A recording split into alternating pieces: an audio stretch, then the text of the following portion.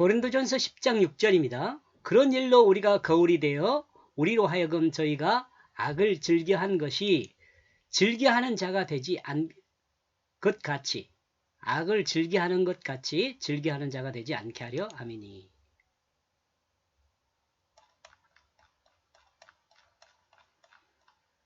(6절요) 제가 번역한 내용이에요. 이런 일이 또한 우리에게 본보기가 되는 원인이 되어졌다. 우리를 그와 같이 악을 즐겨하는 자가 되지 않게 하려는 목적이다. 마치 즐겨하는 그들과 같기 때문이다. 그러니까 지금 즐겨하는 자와 같이 같아요. 근데 이 같은 상태에서 구약의 역사를 이해하고 알게 되면 현재를 돌이킬 수 있는 거죠.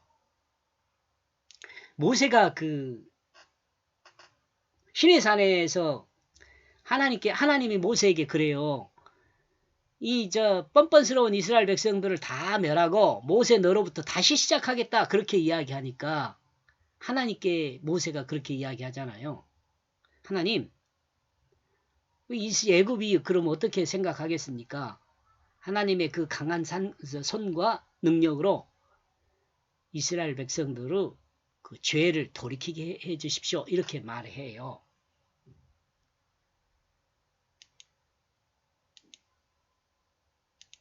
돌이키게 하는 거. 6절 봅시다. 우리는 우리의 모습을 확인할 수 있는 우리 앞에 있는 거울을 가지고 있습니다. 이 거울이 뭐예요? 성경이에요. 거울이 성경.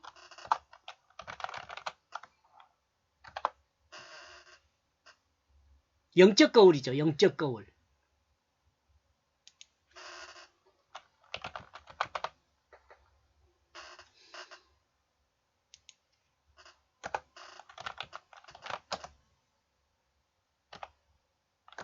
영혼의 거울이랄까요?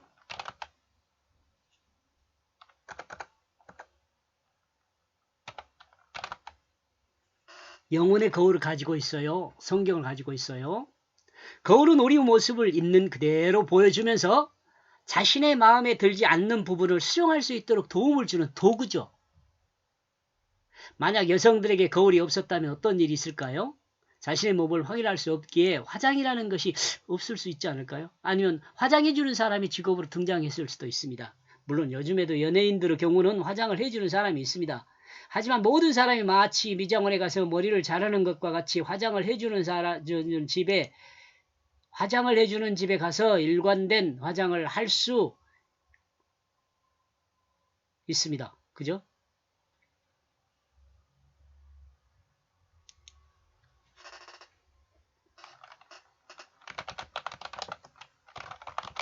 개인의 화장도 화장을 해주는 집에 가서 분장사원 말에 따라 아무런 반응도 없이 그냥 해주는 대로 있어야만 할 수 있습니다. 그죠? 이는 자신의 모습을 자신이 직접 확인할 수 없기 때문이죠. 이런 것 좀 옛날에 이것저것 적어놓은 것 같아요. 그래서 좀 흥미로운 이야기야. 에코의 사랑 나르키소스. 이거 여러분 아는 사람 많이 있겠죠. 이 내용.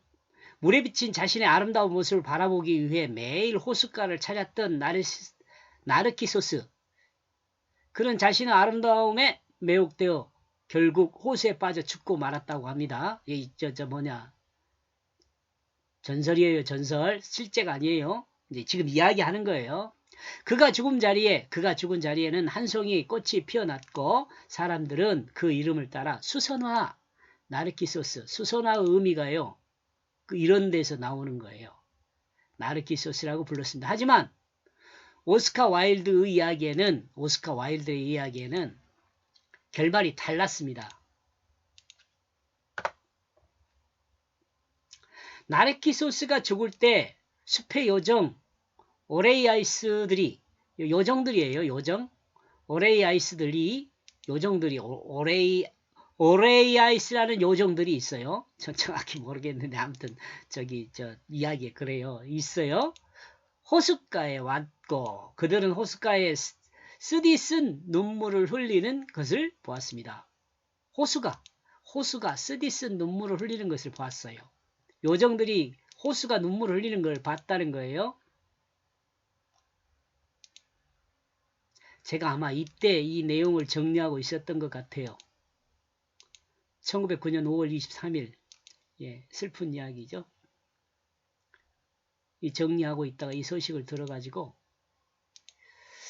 요 정도 이제 이거 대화가 나옵니다. 이 대화요. 요정들 그대는 왜 울고 있나요? 요 누구 어떤 요정도요? 오레이아이스 요정들이 이제 호수를 향하여 물어보는 거예요. 그대는 왜 울고 있나요? 호수. 나르키소스를 예도하고 있어요.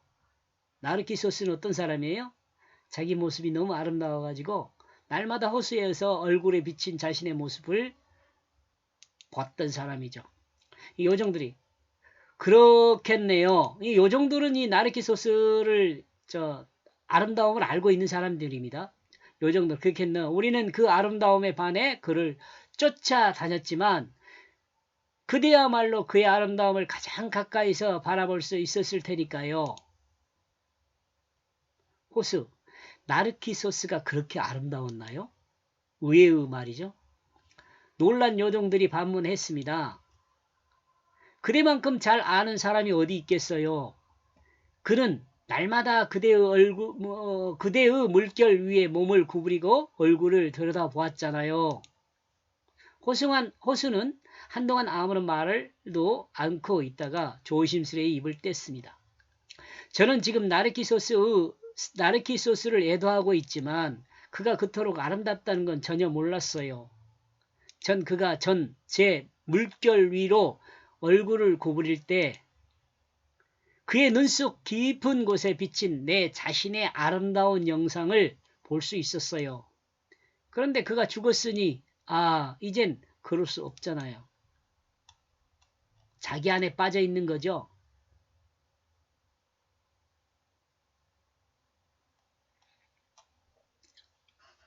이런 사람 많이 있죠. 이스라엘 백성의 광야 생활이 고린도 교회에겐 거울 같다고 말하고 있습니다. 즉 이스라엘 백성의 실수의 그 역사를 보면서 현재의 실수를 하지 않을 수 있게 한다고 말하죠. 나와 여러분도 마찬가지예요. 이렇게 볼 때 고린도 교회는 하나님의 다스를 받던 이스라엘 백성들보다 더 큰 사랑을 받는 이스라엘 백성보다 더 큰 사랑을 받는 하나님의 백성이라는 생각을 할 수 있죠. 이스라엘 백성은 실수를 거울 삼아 고린도 교회는 이스라엘 백성이 실수했던 그 부분을 실수하지 않도록 거울이 되어 주었기 때문에 그렇습니다. 성경은 우리 모습을 볼 수 있게 하는 거울입니다. 여기서 거울 한 번 더 써줄까요? 영혼의 거울이라고요.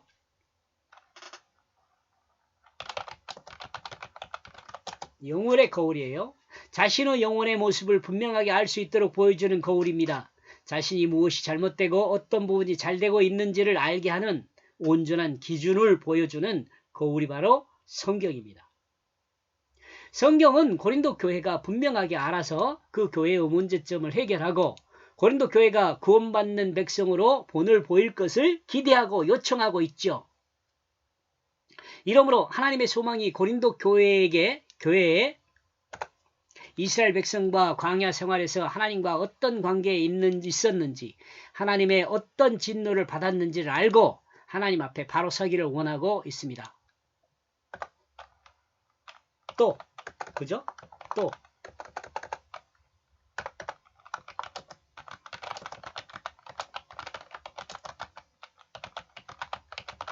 나와 여러분에게도 마찬가지죠. 여기까지 보겠습니다. 고맙습니다.